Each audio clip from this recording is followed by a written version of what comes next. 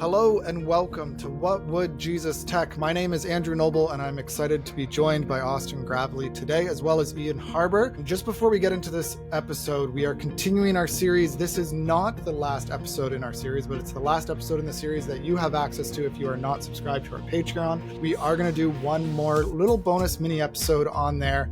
And this is a good time to sign up on Patreon because you can get a free book if you sign up right now on AI and the Church by Dave Betts. And we will be sending that to you. So that will go to your lap in your house somewhere or wherever you live, as well as the extra audio content that is there. You can also join our Discord group. It is growing and it's not gated. You can just join. You can just click the link in the show notes and that would be great to talk with you there. Now, we are going through multiplying the word. We have talked to a pastor. We have talked to, a media critic / social media consultant and Chris Martin. We've talked to media producer and content marketing director Caleb Waite. And now we are talking to Ian Harber, and I was trying to figure out how am I supposed to introduce this guy, especially because he has a new job. And so I Google searched his name, and you know what Google taught me? A little pop-up came up on the side. You are a public figure. So Congrats, dude, you made it. I clicked public figure because Google had this nice little pop-up for me. So welcome to the show, Ian Harber, public figure. Oh, I can't believe you brought that up. Yeah, a friend of mine texted that to me. I had no idea about it. And a friend, I guess, decided to Google me after the book came out. And he screenshot that to me. He's like, dude, did you know you're a public figure? And I was like, this is news to me. I had no idea. That's great. So if you want to be a public figure like Ian, listen to this episode. That's what this do an intro to us. Who are you? What are you working on? Public figure. Yeah, my name. Yeah, thank you for that. I had no idea you were going to do that. Yeah, my name's Ian. I am. So you mentioned I have a new job. So I'm starting a role as the director of communications and marketing for Mere Orthodoxy, which is an online publication with Christian content for renewal, and I think it's amazing. So I'm kind of a fan that gets to go work for them, which I'm really pumped. Mm-hmm. But can't think of a better person for the job. Oh, thanks, man.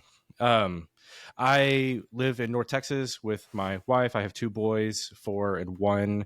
And I have a book out called Walking Through Deconstruction, How to Be a Companion in a Crisis of Faith, that came out earlier this year. It's all about what the title says, deconstruction. It's a book to the church about that and trying to help people navigate that and walk with those who are going through it and understand the experience. But we're here talking about tech. I mean, my background is in marketing. I've been doing marketing for over 10 years. And so that's sort of my trade. And it's what I have done. And part of that, I guess, includes being a person on the internet myself, which is how I know you 2 lovely friends of mine. And so that's what we're here talking about. Yeah, it was great to meet up with you in person. And I think one of the things that has always impressed me about you is that you've managed yourself well online. On one side, you're absolutely pushing what you're about. You are not shy about sharing that. And I remember one article that you wrote for Mere Orthodoxy, actually, a couple of years ago, was kind of about, I don't know, it was a groundbreaking article for me because I was like, marketing is not a dirty word. Prior to that article, it felt like a dirty word. Can we just start there and just help people like me who see marketing as dirty and manipulative and all the other negative connotations? Why can it be a good thing? Yeah, I totally get that. And I think I felt that way for a long time too. And I was trying to figure out how these two things, because that was my kind of, my trade is marketing. But how does that integrate with my faith and, selling things? And so, there's obviously manipulative ways to do marketing. A lot of times marketing is sort of one way of viewing marketing is creating felt needs in people that they didn't previously know existed, and then trying to sell them a product to meet the need that you fabricated, right? Mm-hmm. And so that's one way of viewing marketing that I think, if I was working in a Fortune 500 company, I don't know what else I would, it's like, I get that in some way. But I think there is a redemptive way of using marketing, which is not creating, fabricating these felt needs, but actually just recognizing that all of us do have legitimate needs. some of those are physical needs that like an actual physical product would help. And I actually think that's a good thing. Someone needs something accomplished in their life. You have the product that will do it. And so you are just trying to sell them that product to meet that need. I think that's great. At the end of the day, I think marketing is at its best is just helping people find the solutions to the problems that they have. That's a good thing, you know? And so another way of looking at it is just understanding that we all have these inherent internal needs, whether that's emotional, spiritual, you know, whatever. And there are other things as well that can help people meet that. So I work for Your Orthodoxy now. I think people have spiritual needs. I think the church has intellectual needs. And so when I'm marketing Mere Orthodoxy, I'm trying to help get good ideas that I think would make a difference if they were understood and fleshed and embodied in communities into the local church. I think those are good things, and in families and individuals' personal discipleship to Jesus. So I think for me, like one of the, you know, I was thinking about this even recently. The author that I've read more books than anyone by is not a theologian or a pastor. It's actually Seth Godin, who is a marketer, kind of the godfather of modern marketing. And I do love this quote that he has. He says, "Marketing is about spreading ideas, and spreading ideas is the single most important output of our civilization." And if you just think about that's all that marketing is just spreading ideas, then it seems to me that for sure anybody in leadership is a marketer. It just depends on if you're a good marketer. And if you believe in the ideas that you are spreading, then you should care about your ability to do that, how good you're able to do that. And that's just what marketing is, right? So that's when you get into the tactics of it all and, you know, actually understanding it. But I think that's at baseline how I understand it is like marketing is about spreading ideas. As a Christian, the gospel is good news. It is this, you know, this is obviously oversimplifying it, but the gospel is an idea. It's this understanding of this news that something has happened 2,000 years ago that affects everything before and everything after on into eternity, and you are included into that. And that's an idea that I want people to understand. And so if people kind of get weird around, should we market the gospel? And I think there are bad manipulative ways to do that. But as a question answer, should we market the gospel? I think the answer is yes, we should, because marketing is just about spreading ideas. And if we want the gospel to spread, then you could call that whatever you want, but the one word for it is marketing. I wasn't planning on doing this, but to further drive that point home, can I read a brief section from J.C. Ryle's expository thoughts on the gospel on this question? Yes. I promise. Do it. Personal application has been called the soul of preaching. A sermon without application is like a letter posted without an address. It may be well written, rightly dated, and duly signed, but it is useless because it never reaches its destination. Our Lord's inquiry, in the passage that he's commenting on, is an admirable example of real heart-searching application. Have you understood? The mere form of hearing a sermon can profit no one unless they understand what it means. They might just as well listen to the blowing of a trumpet or the beating of a drum. They might just as well attend a Roman Catholic service in Latin. Their intellect must be set in motion, their heart be impressed. Ideas must be received into their mind. They must carry off the seeds of new thoughts. Without this, they hear in vain. So you're bringing that up to drive home what point? Just unpack it for me briefly. That marketing is good communication, fundamentally.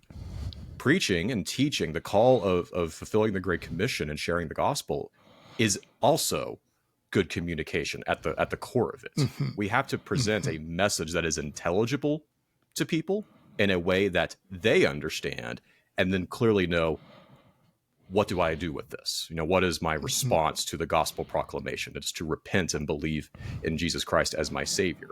And there's ways to communicate that idea poorly. There's ways to communicate that idea where people are confused or set off by that. So good marketing as a way of communicating ideas effectively to people has a lot of overlap with what we're supposed to do as Christians in communicating the biblical gospel clearly. Yeah. And if people want another resource on that too, there's a great, it's a really short essay by legendary Reformed theologian John Frame. And out. he has a collection of short essays, kind of one-off essays. And he actually talks about marketing. And I was surprised to see him say just about the same thing, but yeah, I mean, it is, marketing is just strategic communication, right? And so if Christians have, we've done this. Like if you've ever heard or used the bridge analogy or the Romans road or the creation, fall, redemption, consummation paradigm of the story of scripture, like, all of these are just strategically communicating the gospel in ways that people can understand. That's marketing. Okay. So then the question just has to become, how do you do that in the digital age? Right.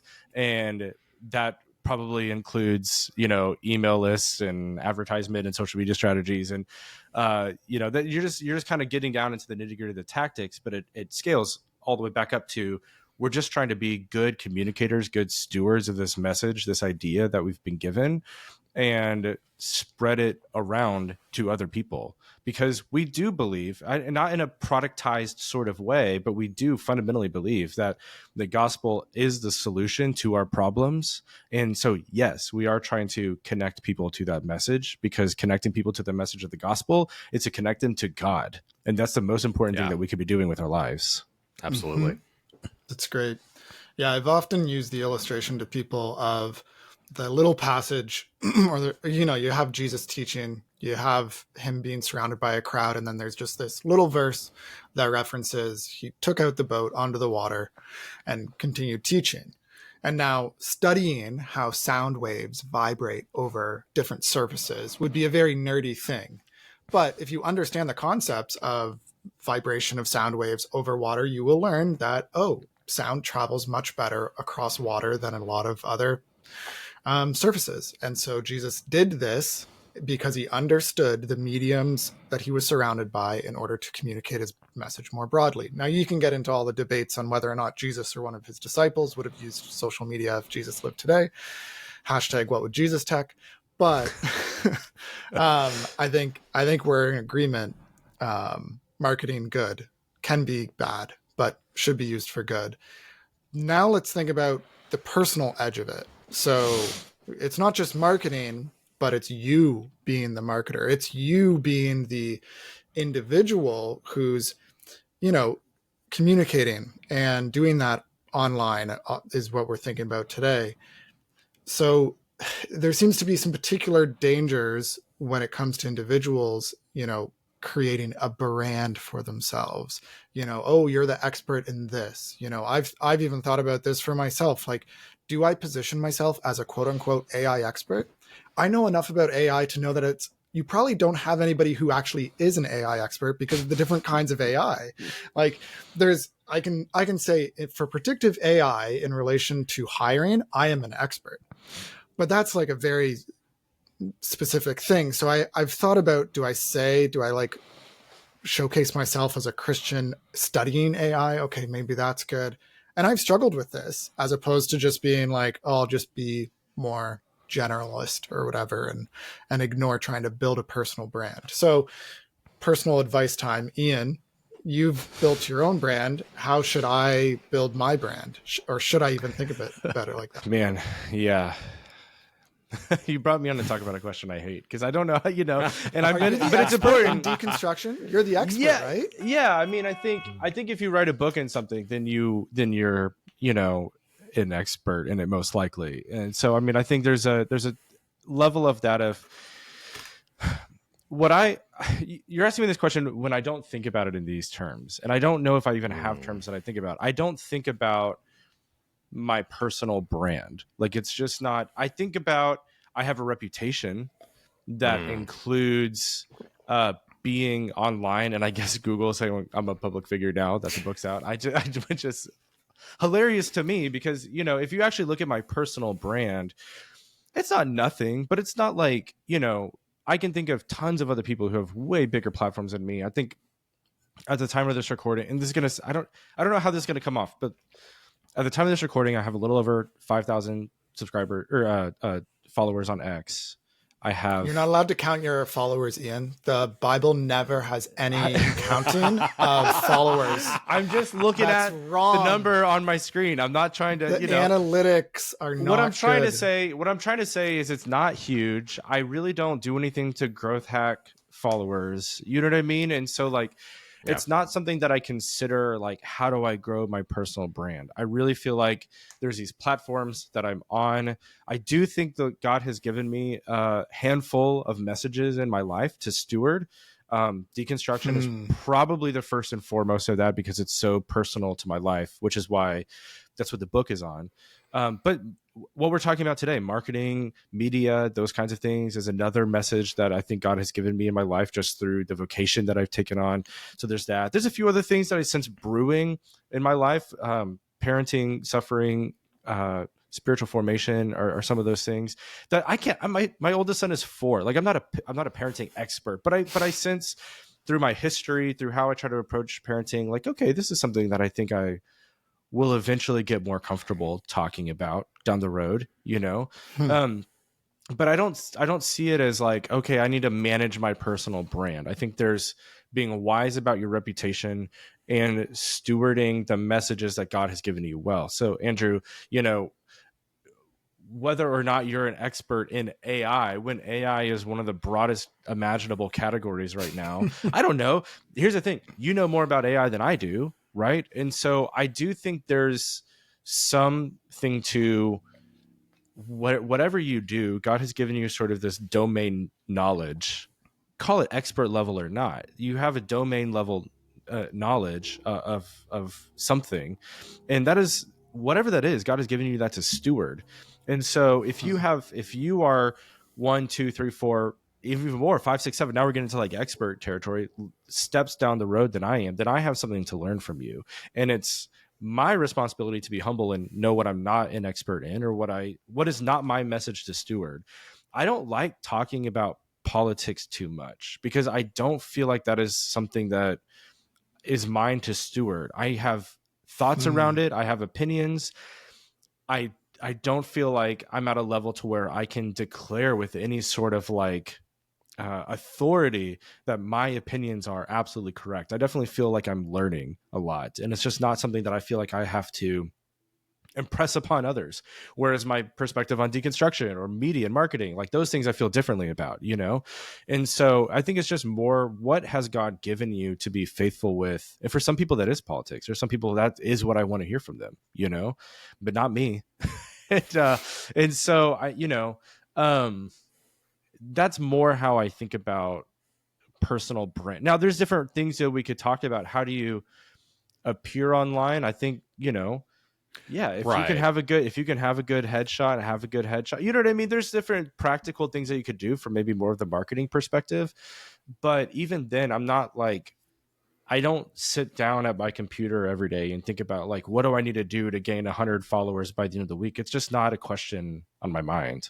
But you mentioned something earlier that I think is important to remind people, is that like, even if you're not like actively trying to create a brand for yourself, Ian, you are mindful of your reputation, and reputation and branding have a lot of overlap with each other. So even if you're like, I'm not going to go, you know, brand myself in any particular way, well, that's fine, but you're still going to have a reputation, whether you realize it or not, or whether you're aware of what that reputation is or not. And you should care about that. You should make sure that the reputation you want people to have of you is something you want people to think of you about. Yeah, absolutely. And I mean, I think some of it is, you know, you can't always control your reputation. Some of it is in the eye of the beholder, right? Like one person's provocateur is another person's courageous truth teller. You know what I mean? And so, but I think let's just ask Twitter what they think of TGC.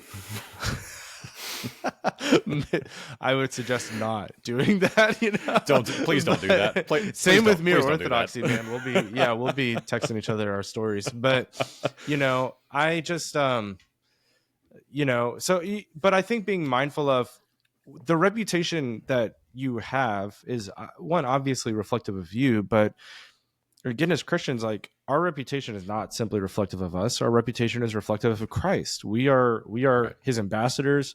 We are, I love the language in First Corinthians 4, where it says like, we are stewards of the mysteries of God. And I keep coming back to that word stewardship because I think that's huge, of really just seeing ourselves first and foremost as stewards of the gospel, as stewards of the mysteries of God, as ambassadors of Christ, who we're not just trying to build our own brand, our own reputation, but we're trying to protect his, And so, not that I've never made, mistakes on social media that I wish I didn't do, or that, I tweeted out of anger and I shouldn't have. Like, of course, things like that happen, but I really try to run things through the grid of like, not only is this going to make me look dumb, but is this going to look Christ look dumb? Is this going to make him look bad? Because like, yes, I don't like what this person said, but if I just spend the rest of my day, or God forbid, the rest of my week, like quote tweeting and dunking and, fact checking and like at some point, the best thing to do is just let things go and, let sort of just like, let the evidence play out in itself, like let the fruit bear its, show itself. And, so yeah, personal brand, like you said, you could call it reputation, and I think that's correct. But similar to marketing, I think personal branding kind of has this like, I don't know, kind of snaky, It has a feel connotation. to it. It has a connotation of you're sort of like growth hacking your way to a platform. And I'm positive there's people that do that. I just don't think, not for me. Yeah, you got to pick and choose different tactics within each medium. So, for example, like you started a Substack, you're a writer, that makes sense. And then Substack is very aggressive with its prompts to subscribe. Like, as opposed to WordPress, you'd just visit blogs. Substack like made it clear, oh no, we're going to get your email address, and they did a really good job at making it normal to have those pop-ups, and they're like, you can't publish something on Substack without it telling you, did you give enough buttons to get people to subscribe? True. Right? It's true. They also have other tactics like recommending other Substacks so that it creates. I saw this at first and I actually turned it off when I created a Substack because I was like, oh man, this just feels like this sleazy way to enforce only Substack authors as opposed to others. So it seems like going down a level into the tactics, you need to pick and choose and figure out what you're comfortable with. As you promoted a book, I'm sure there was different tactics that you used. What were some of those tactics that you felt were good tactics to leverage in digital mediums? Obviously, Substack being one kind of tool at a general level, but you wanted people to buy the book, to read it, to help people who are deconstructing. You needed to get the word out. How did you do that? Yeah. Well, let me talk about Substack for a minute because it's these are overlapping questions. And here's one thing I like about Substack, or in fact, a couple of things I like about Substack. So, okay, let's go back to, I hate talking numbers, but like, roughly right over 5,000 followers on Twitter. And my Substack is over 2,000 subscribers now. And so there's a gap there, but it's closing.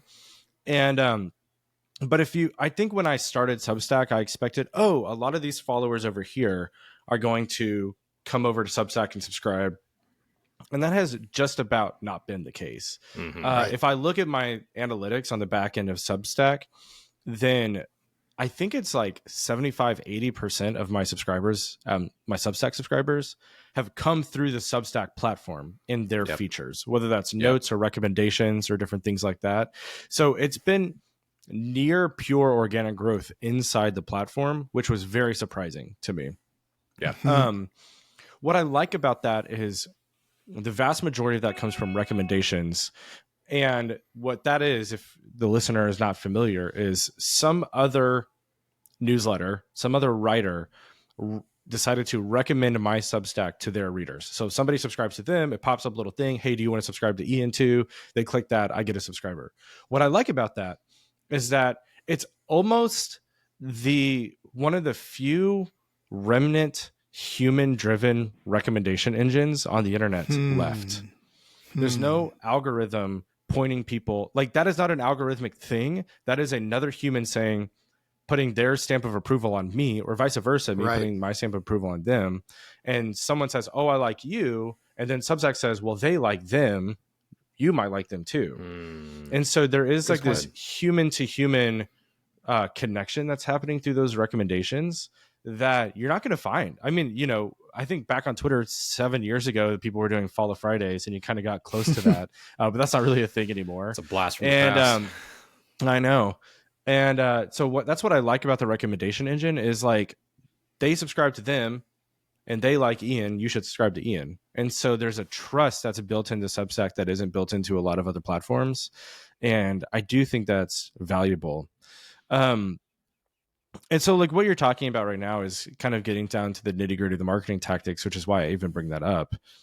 All three of us know that email addresses are just about the only thing that you can own on the internet. And so that's the other thing I like about Substack. It's like a really easy way to, easy is probably not quite the right word, but low barrier of entry to starting an email newsletter, and actually not just building followers, which I think a lot of people have experienced, whether that's through Meta changing their algorithms or X fracturing into like 4 different websites between Blue Sky and Threads. It's like, those followers are not yours. Like, even though they click the follow button, they exist on the platform for the platform, whereas email is for you. And I realized that and thought, okay, even though I have a sort of small but growing following on X, like I cannot rely on this. Like if I really want to connect with my audience and know who my true audience is, then I need an email list. And so that's what pushed me to Substack.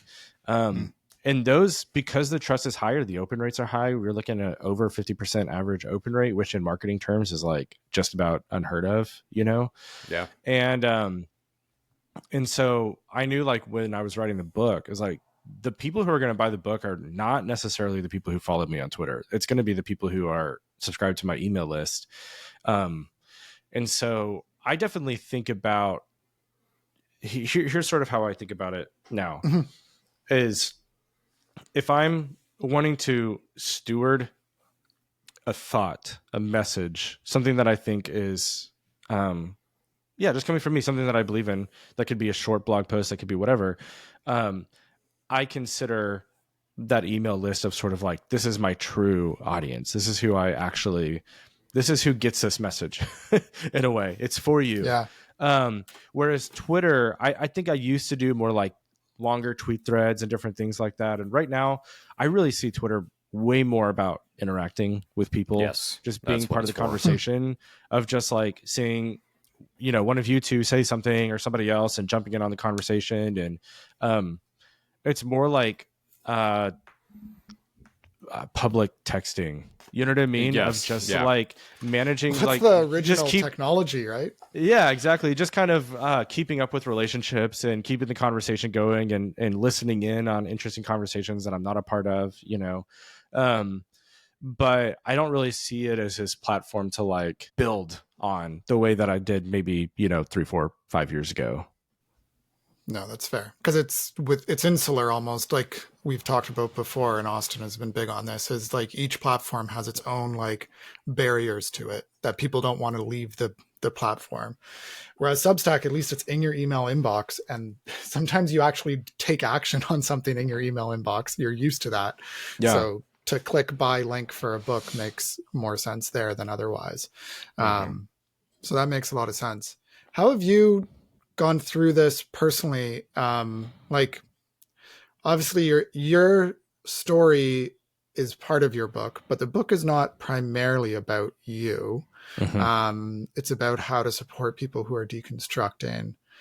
So and even though you went through that and you have a personal narrative there, but it's like you're really putting yourself on display. Like your first big article on TGC, the one that went viral, like that one was about you primarily and your story.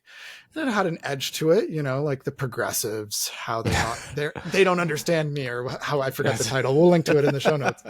But I didn't write that headline, but I did approve it, you know. So of course, headline writing is an important job, right? Yeah. So yeah, I just wonder, like I think some people fear like I made a comment to someone the other day. I was like, yeah, my Substack is growing or whatever. And his immediate response was like, well, don't let it go to your head.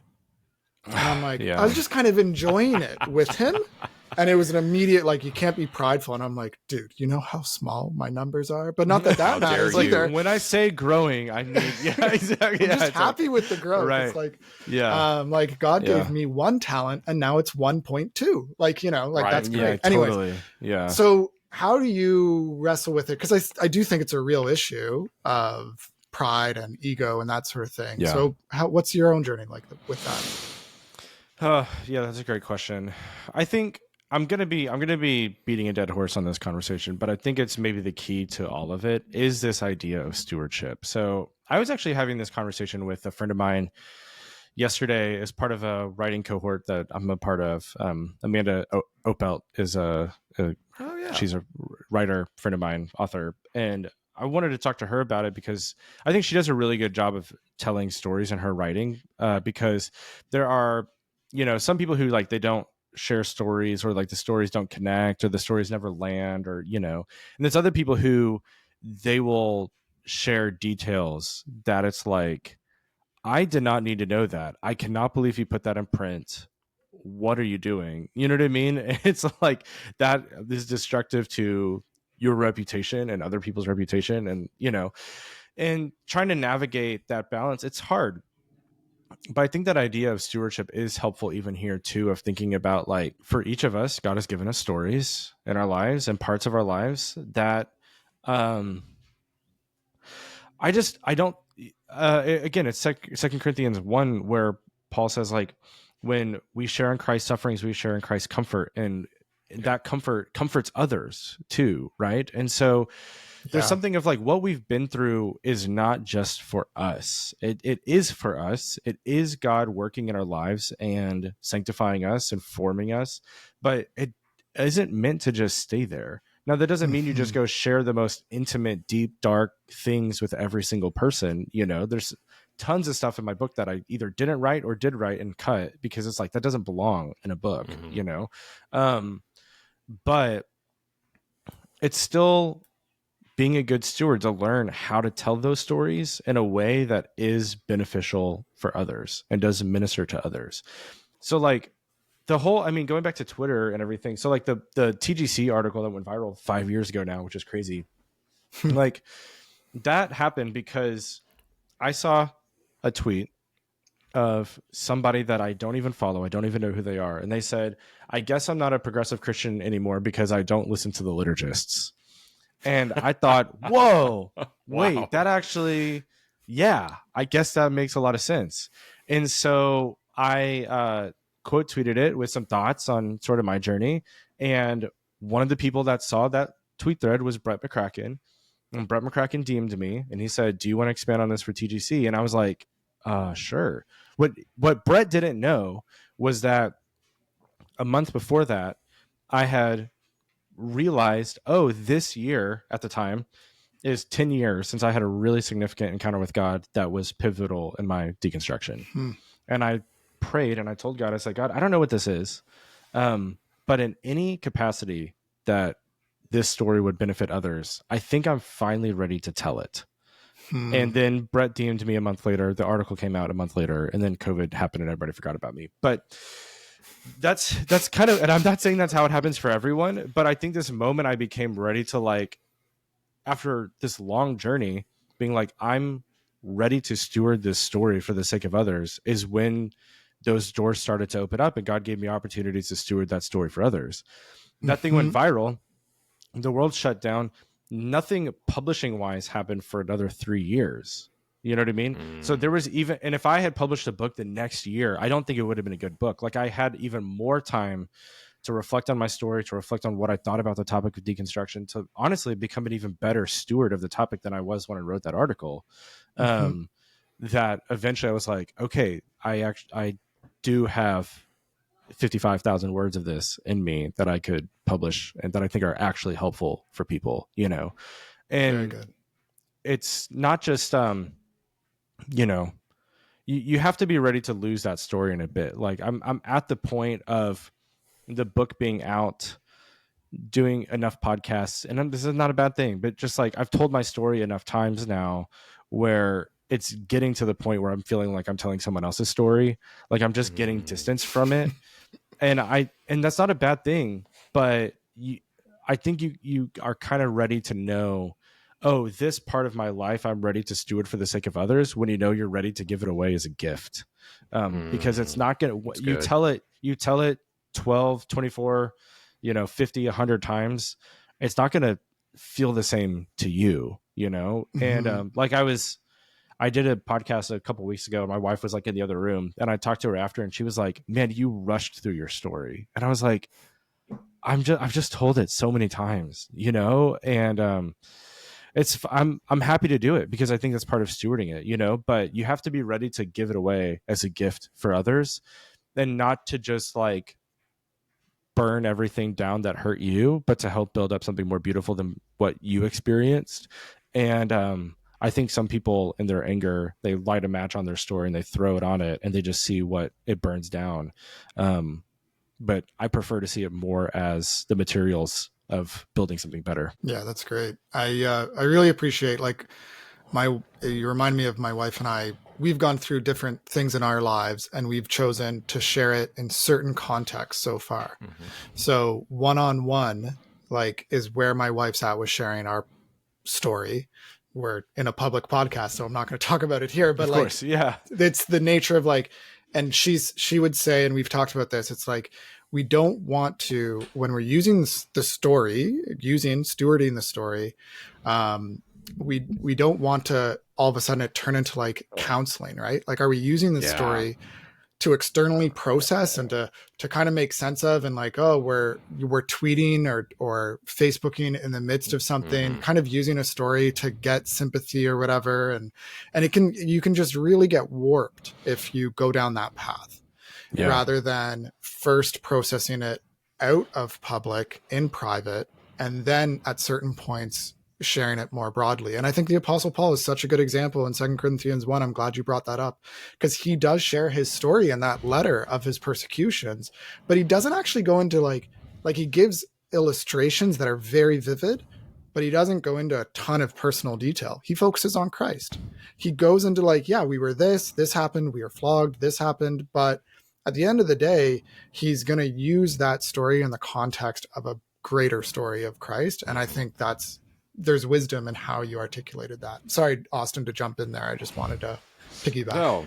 No, I think you're exactly right, Andrew. And it also should be said too that your story and your suffering, it may be severe and it may be serious, and you may need the comfort and counsel of others to help you endure that situation.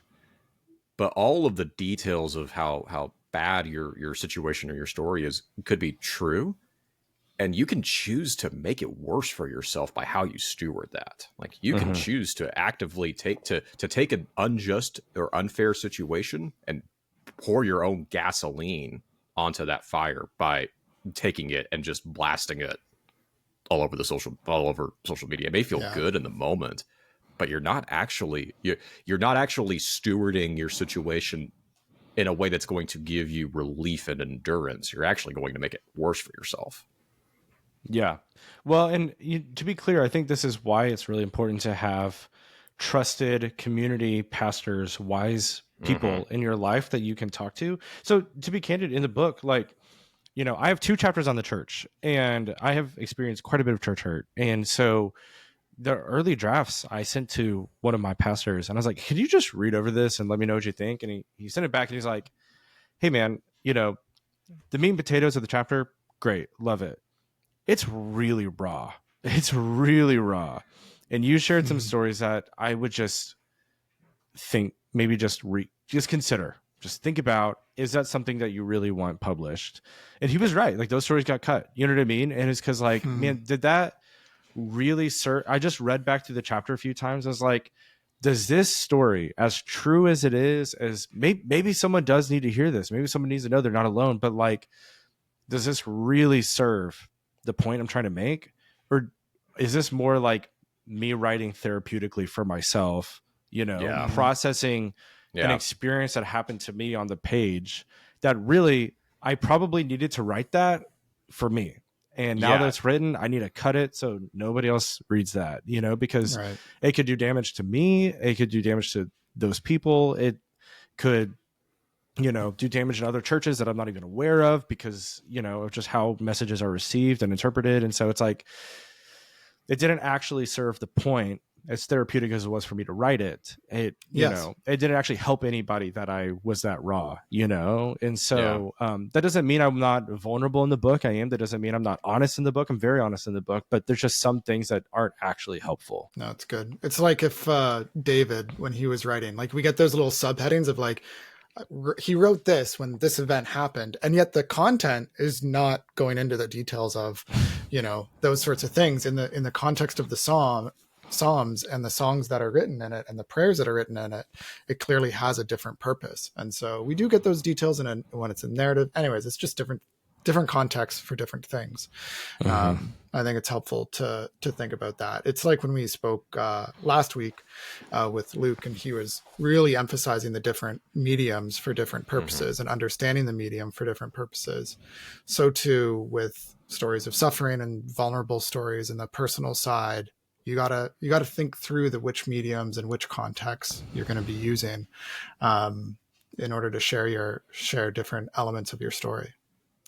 Because there might be things you would tweet that you wouldn't, or things that you would put in a book that you wouldn't tweet, and things like that, right? There's things in the book that are like literally in print, but I would not put on Twitter. You know what I mean? Right. And I think, it's a subtle difference. It's hard to really describe the difference, but there is power sharing stories. I think people should share their stories, but you can tell the difference when somebody is sharing something to build up and when somebody is sharing to tear down, and for sure.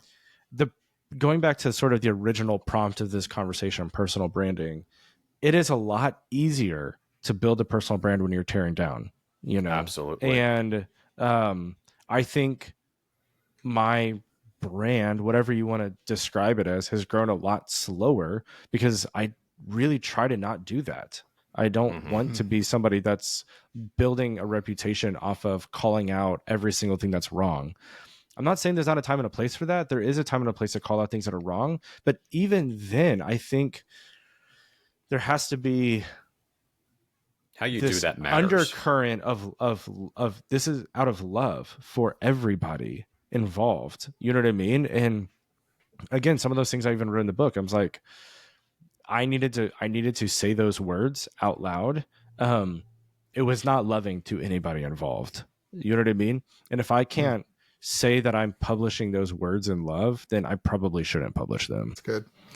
That's good. Okay, we're going to continue the advice at this point. I got this message on LinkedIn. Hey, Andrew, great to connect. I'm a fourth year theology student at X University.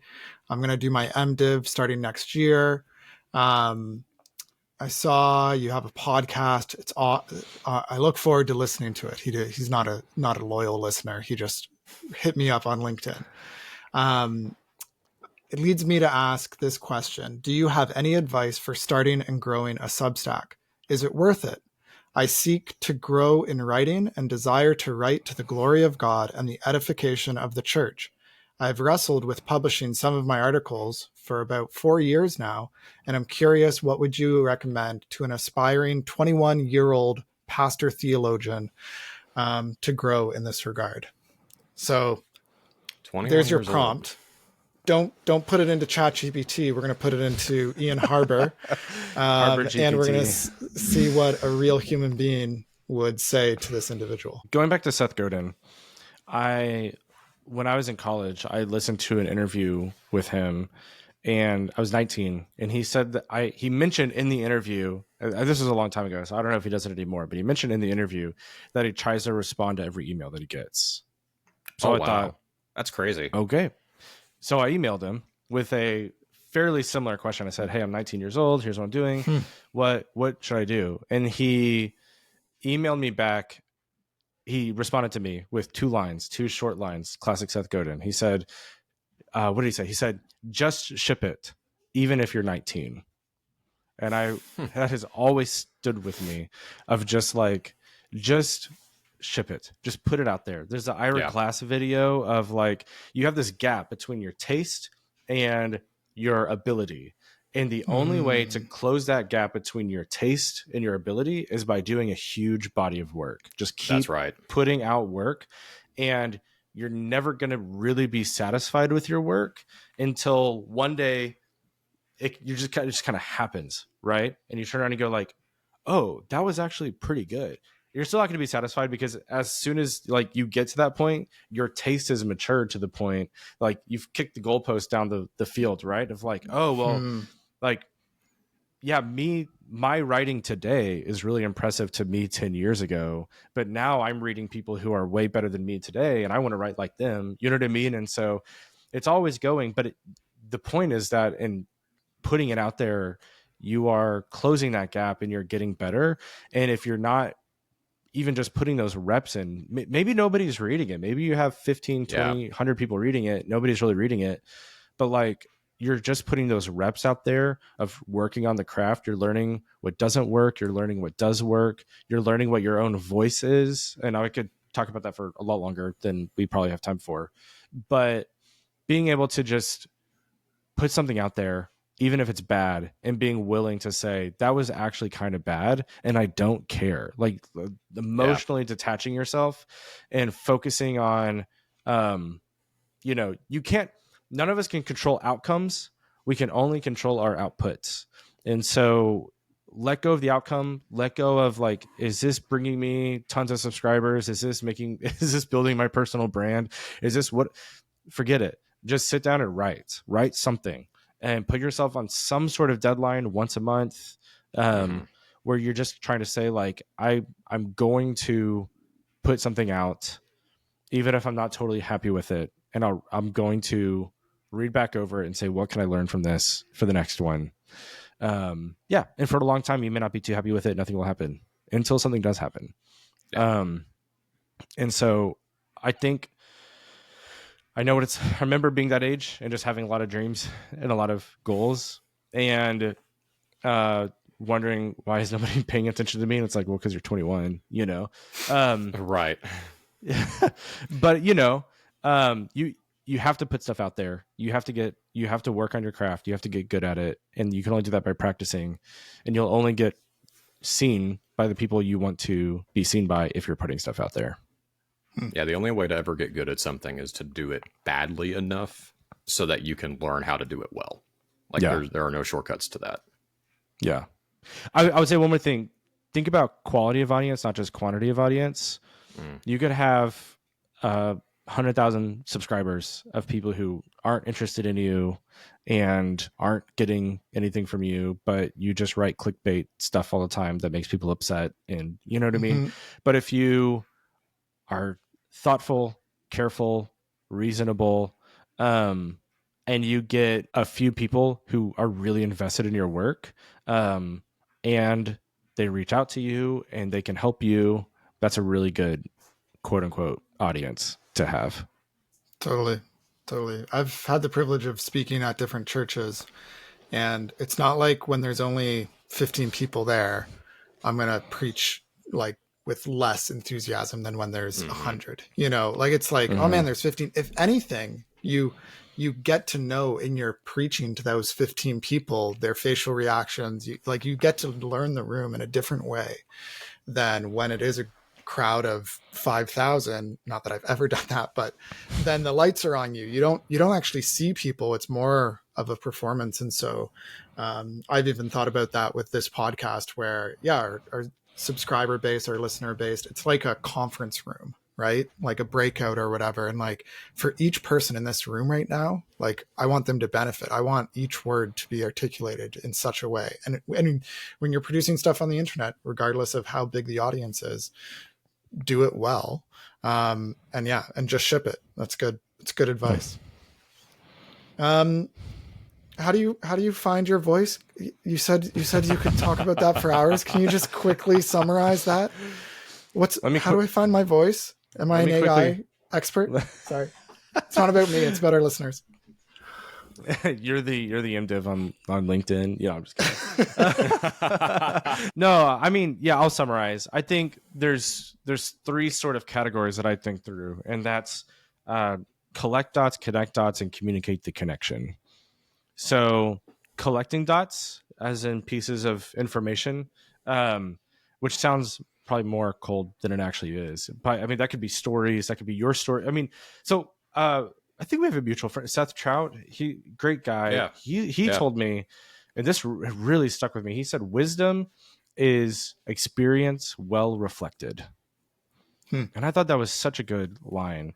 And so, some of the collecting dots, going back to the story that we're talking about earlier, is just like reflecting well on your own story and reflecting well on the world around you. You know, but it also means reading widely, reading deeply, reading well as well.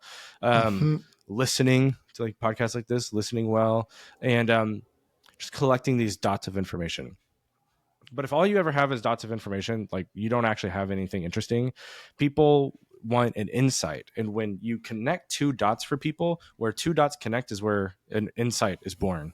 And so you want to not just collect all these dots, like what do you do with them? What do you connect them? You have them talk to each other. How does this seemingly unrelated thing connect to this thing over here? And you're just trying to put pieces together and see what pops out on the other side. And is something there? Is there a real idea there? So okay. The moment I knew I had a book on my hands is when I connected the scared feeling I felt when I was deconstructing with the grief that I felt when I lost my grandparents who raised me. And I thought, oh, that was the same emotional experience, which was essentially the 5 stages of grief. And I was like, I have never, ever heard anybody talk about deconstruction through the lens of the 5 stages of grief, like deconstruction as grief and suffering. And I was like, oh, okay, that actually is a unique insight to this conversation that I have to contribute. And that was when I knew I had a book, and there was just building it out from around that insight, right? So there was like 2 things that people had not normally putting together. There's your insight that you build off of, right? And then it comes down to communicating the insight, which is all about how you write. And I would say I have 3 tests that I try to run my things through. The first thing is the coffee shop test. How would I communicate this to somebody if I was just sitting down across from them from a cup of coffee? And that's how I get my most, I'm going to use a buzzword here, my most authentic voice, if you will, make it sound like me. But it's also my messiest voice, right? Because how I talk is rambly and all over the place, and I say like too much and too much. But the second test is the clarity test, and that's when you kind of go back through, you edit, and you say, how do I make this sound coherent, not just personable? And then the third test is the effectiveness test, and that's when I want to communicate to the whole person. I want to run it through the grid of head, hands, and heart. Am I talking to someone's head where they're actually getting helpful ideas? Am I writing in an emotive way that doesn't just come off as cold and intellectual, but is actually emotive and effective and beautiful? And am I also writing to the hands of, oh, I can take this and go do something with it in my life? And if it can pass all 3 of those tests, then I feel like I have something good. If it, that's going to happen to different degrees. Not everyone is going to pass as perfect as others will. But if I'm the sort of the trajectory I'm aiming at of coffee shop, clarity, effectiveness, writing to the whole person. Awesome. That's really good. Your illustration of connecting dots with your own book makes a ton of sense of why it justified a book. Like some of those and that's, I think, some of the things that I've enjoyed. And you realize as you go older, you're like, oh, that connects to this thing back in my life, or that connects to this article. And the more you read, the more you'll start to see like, oh, this is a very similar thing across these 3 different books. They're all saying this, but has anybody said it like this? And that sort of thing can be a way to find something unique as well, which I think is helpful. Well, anyways, we are... Go ahead. Oh, no, sorry. You were wrapping up and I was like, no. Say what you got to say. I think to that point, and I've heard this said before, and I think it's true. And I hope nobody says that of my book, because it'll defeat the whole point of what I'm about to say. But you've heard people said like some books need to be articles and some articles need to be tweets. And Yeah. I quite literally went in reverse. It was like a tweet that became an article that became a book. But I think the experience that I had was I did sort of go in that order. And it was when I made that connection that I just mentioned that I realized, oh, I can just kind of keep double clicking on that and realizing more and more and more about this experience that people aren't talking about. So that's when I started writing a series of essays on Substack. And every time I would finish one of those articles on Substack on a particular aspect of deconstruction, I would publish it and think, man, I just wrote 1,500 words on this. And there was like 7,000 more words that I didn't write on this topic. And that happened over and over and over and over again. And that just increased this sense of, oh, I think I actually have a book on me on this topic if I ever have that opportunity. And so I'm thankful that I did. But that is you run into those books where it's like, oh, you had one idea and then you just told a bunch of stories to fill up the space. I'm currently reading one of those books right now, and it's driving me nuts. Frustrating. It's frustrating. And I really wanted my book to be like very information dense, of like every chapter is a unique contribution to the conversation in one way or another. And I think when you have that feeling of, oh, I said one thing and I could have said 10 things, that's when that's probably a message that God has given you to steward, to bring it full circle. Cool. Very cool. Okay, well, I will wrap up now. But Sorry. Ian, this has been a pleasure. Don't worry, man. I wish I could talk for longer, but I gotta go take care of my kids, so I'm gonna do that. But thank you, listeners, for following along with us in this series. Like I said, bonus episode on Patreon. Just gotta sign up. You can sign up and receive that free content for just $1 a month, like American. Canadian, it's something like, with the tariffs, I think it's $7.50 now. Just kidding. Who knows? Y'all are going to be a state Canadian soon. Yeah, I know. No, we're not. No, we're not. The sole Canadian identity is that we are not American. That's like the only thing we have as an identity marker. So, and hockey apparently. Anyways, thank you for listening to What Would Jesus Tech? Use social media. Use tech, find rest, glorify God, and steward your gifts well. In Jesus' name, do it all in Christ, as Ian's hashtag is on his Twitter. Not a hashtag, just a line. Thanks for listening. Take care. Bye.